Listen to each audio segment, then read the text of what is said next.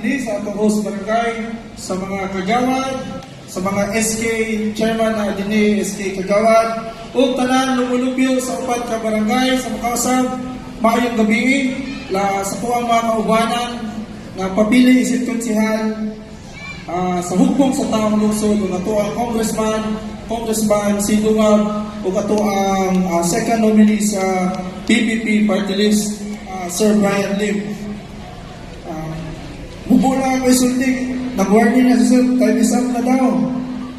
Pinaagi sa giya, no, tabang sa tuwang mahal na Ginoo, ug siyempre sa suporta sa katawan din sa ikatulong distrito, ako gyud mapadayon ang mga maayong buhat na nasugdan sa akong amahan na si Konsehal Conde Baluran. Hangyon ako si Mayor Baste, ako gihapon ang mahimong chairman on committee o transportation kay Bawkili ang sektor na doon kaayo sa akong kasing-kasing isip driver o kanhi operator sa POJ kaniadto. Ligunon ako kini maong sektor na mahimong likod o kooperatiba aron maangkon ang kalupuan sa maong sektor.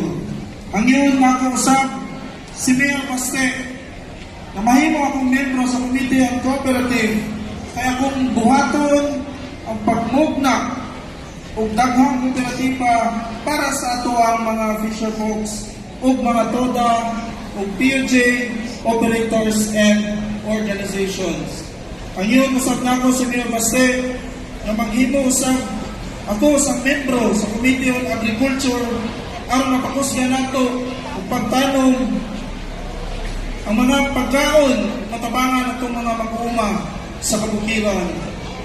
Ako tagaan o pagtagal ang mga kabatanunan sa paghatag, pinaagi sa paghatag ng scholarship program o pagkik-partner sa TESDA para sa atuang mga out-of-school youth.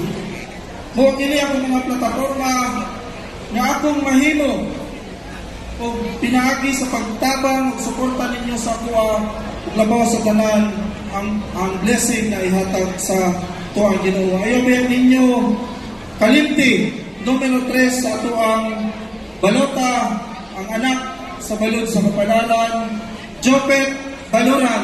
Daghang kaayong salamat sa inyong pagtambong ng gabi para sa tuang rally karon sa hukbong sa taong lungsod. Daghang kayong salamat may gabi sa tanan ug dalaygon ng Dios. Daghang salamat.